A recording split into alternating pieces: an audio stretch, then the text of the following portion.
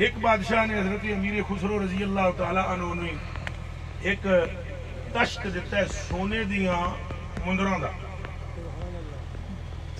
سون مندر کیا سون مندرائیں یہ ان کی طرف دیکھ کر میں خاص ہنساؤں کی وجہ ہے ان کو پتہ ہے سون مندرا کیا ہوتی ہے.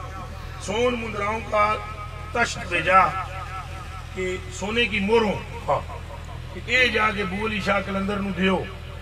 نظرانہ ہر سال بادشاہ بھیجدا سی, کچھ دن لیٹ ہو گیا. کتنے دن؟ یہ ہن قوت قلندر سنو. کچھ دن لیٹ ہو گیا. اس سونے کے تشت اس نے بھیجے, جس جنے دے ہاتھ بھیجے اس جنے کا نام ہے امیر خسرو رضی اللہ تعالیٰ.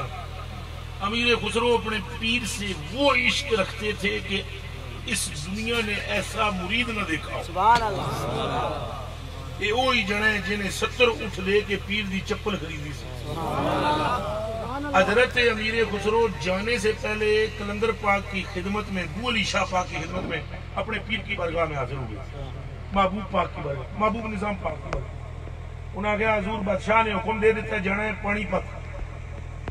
مسئلہ یہ ہے کہ میرا تو اڑے علاوہ کسی طرح دل لگتا نہیں.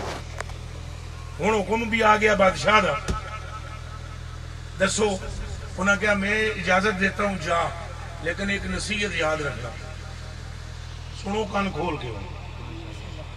انہوں نے کہا جا بو علی شاہ کے پاس, پر ایک نصیحت میری یاد رکھنا, وہ ہے قلندر. وہ ہے قلندر. اس کے آگے نہ کرنا.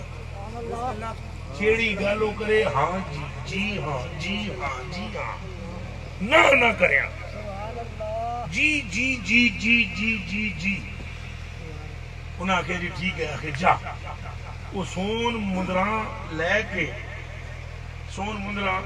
کے جدو پہنچے نہ تھے, آپ نے فرمایا کون ہے؟ وہ تو مستی وچ بیٹھے ہوئے سن. انہوں نے کہا جی خسرو.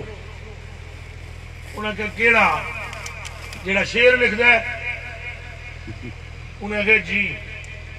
انہوں نے کہا چل پھر بہ میرے سامنے, شیر سن میرا, پہلے تو سنا. حضرت نے شیر سنایا. سنو حضرت امیر خسرو نے. انہوں نے کیا سنایا؟ نمی دانم کہ آخر چون شب دیدار میرک سن.